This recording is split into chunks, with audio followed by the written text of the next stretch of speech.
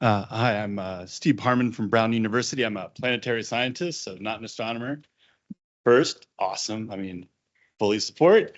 And thinking of like how to support you guys.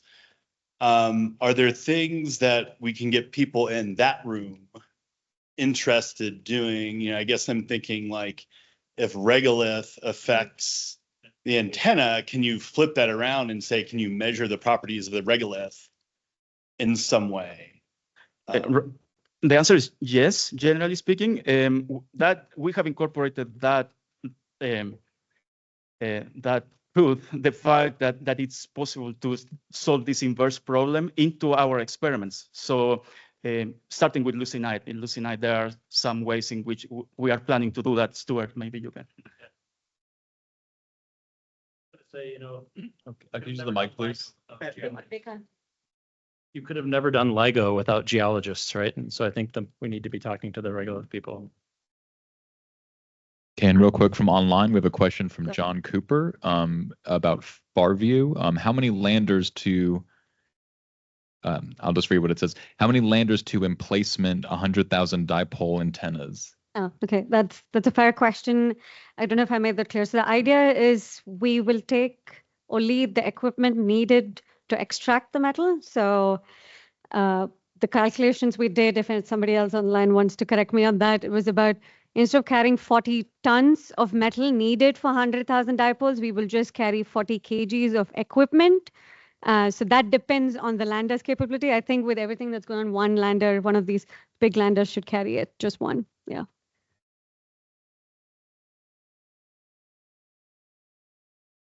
I'm Angela from NCU in Taiwan, and I have a question for Mahesh. Yes, and I'm not an expert in this field, but I'm wondering that why do you use the radio to find an exoplanet? Because to my understanding that we have like transit and radial velocity, these ways to find exoplanets.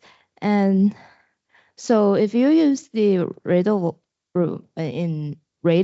wave to find exoplanet, it means that you want to find the habitable exoplanet that the wave comes from the interactions between the planet and the host stars, right? Yes. So you are not hunting for exoplanet, you are hunting for habitable exoplanets. Yeah, right? Yeah, you're right, absolutely. So the idea is not to do blind search of exoplanets, it's basically follow up some of their known exoplanets with radio observation to see if they are possibly habitable. Yeah.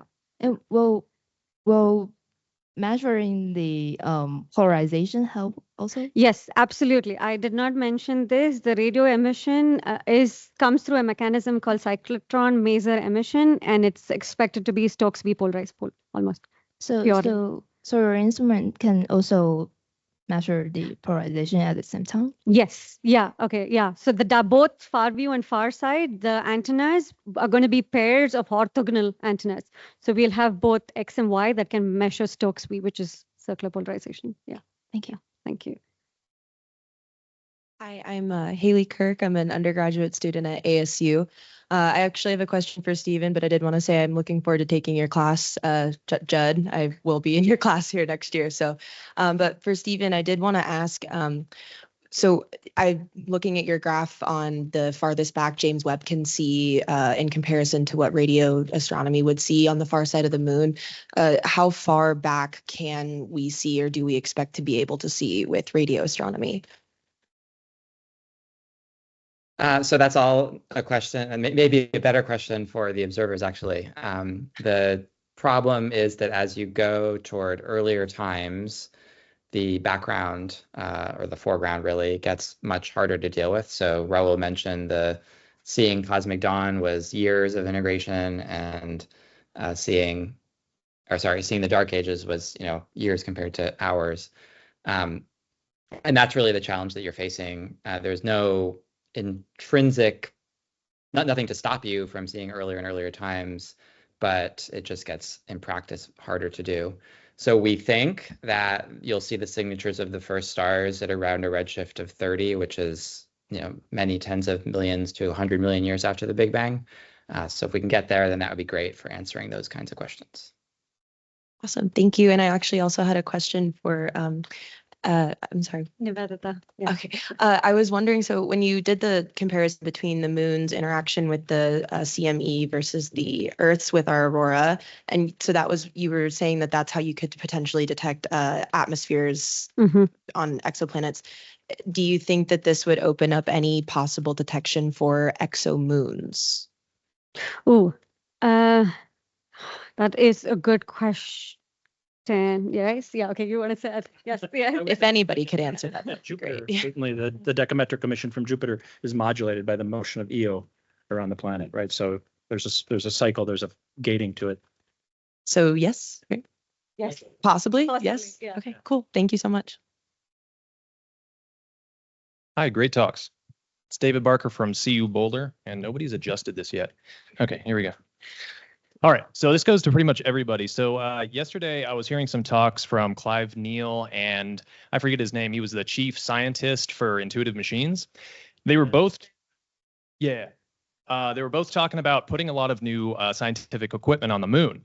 So I know Clive Neal was talking about how he not only doesn't believe in radio quiet zones, he actually thinks they're illegal. So do we have an understanding as to how this like Wild West era of the far side scientific instrumentation might affect things like Farside?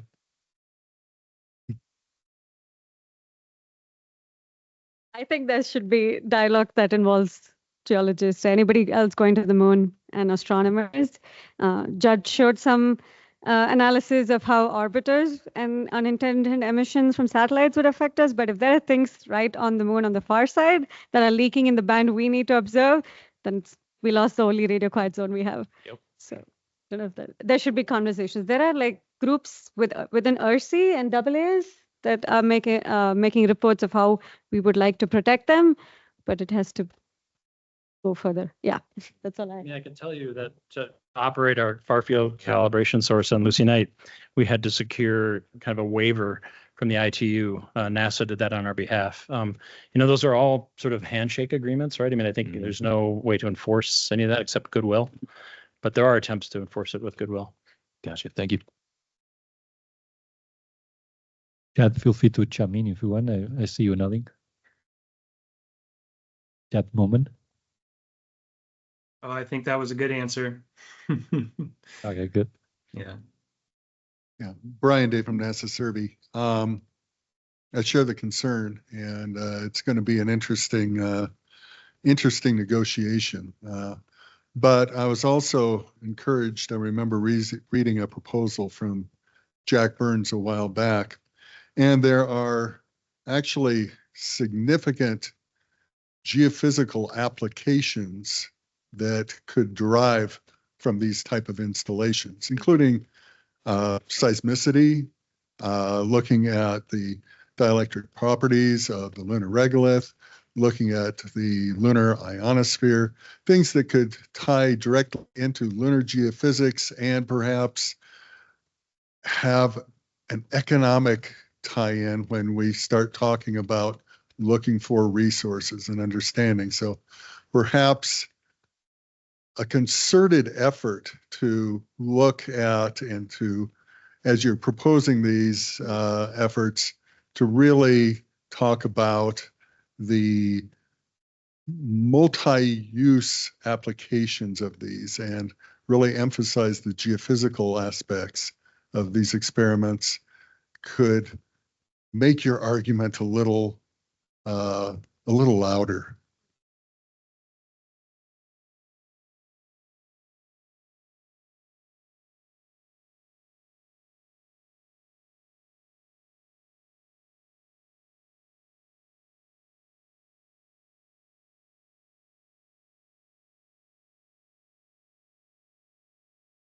Yeah, I agree. That and this community is really good. Yeah, I agree. I mean, I think there's some interesting, vocationally, I'm a solar astrophysicist, and there's some interesting solar physics you can learn too by just watching the sun rise and set, right? When the sun comes over the horizon, when the sun is set, we'll see the quiet night sky. And when the sun comes up, we'll see the quiet sun. Sorry, one quick request would be, I think that this doesn't exist, but correct me if I'm wrong. And if it doesn't, please provide that information somehow, which is the relative permittivity of the moon across the full surface with precision. Currently, there are lost tangents for the full surface, but not relative permittivity, as far as I know. So if we had that, that would be great, because if you have an orbiter with a beam that sees the full moon, we would be able to correct reflections that come from different parts of the moon at different intensities, right? According to the different soil parameters or regolith parameters.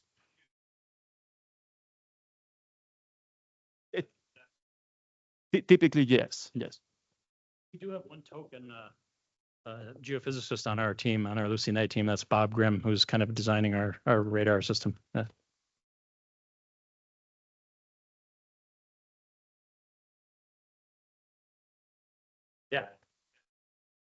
Thank you. Thank you.